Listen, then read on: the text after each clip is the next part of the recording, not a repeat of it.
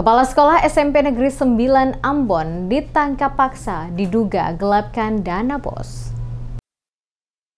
Kepala Sekolah SMP Negeri 9 Ambon Lona Parinusa atau LP ditangkap paksa oleh Kejaksaan Negeri Kejari Ambon setelah 3 kali mangkir dari panggilan pemeriksaan. LP ditetapkan sebagai tersangka dalam kasus dugaan penggelapan dana bantuan operasional sekolah atau BOS periode 2020 hingga 2023. Kepala Kejari Ambon Ardiansyah menjelaskan bahwa penangkapan dilakukan pada Kamis 27 Februari 2025. Penjemputan LP di kediamannya di kawasan Lateri dilakukan langsung oleh Kejari dengan pengawalan aparat TNI AD. Langkah ini diambil sesuai ketentuan hukum yang berlaku, mengingat tersangka tidak kooperatif. LP ditahan berdasarkan bukti yang cukup sesuai dengan pasal 21 ayat 1 KUHP yang mengatur bahwa seorang tersangka dapat ditahan jika dikhawatirkan melarikan diri, menghilangkan barang bukti atau mengulangi tindak pidana. Selain LP, penyidik juga menetapkan 2 tersangka lainnya yakni YP dan ML yang bertugas sebagai bendahara sekolah. Ketiga tersangka dijerat dengan pasal 2 Jungto pasal 18 ayat 1, 2, 3 Undang-Undang RI nomor 31 tahun 1999 sebagaimana diubah dengan Undang-Undang RI nomor 20 tahun 2001 tentang pemberantasan tindak pidana korupsi.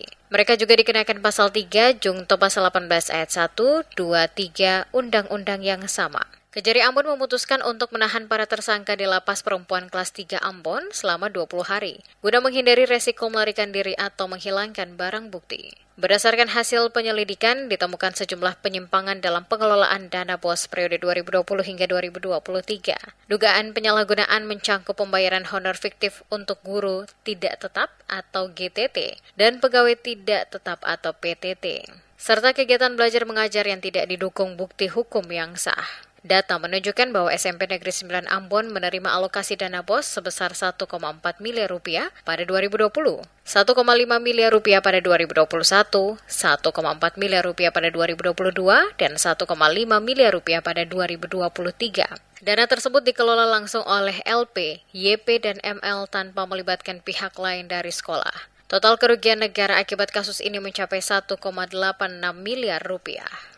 Kami layangkan panggilan secara patut sebanyak 3 kali, namun yang bersangkutan tidak kooperatif.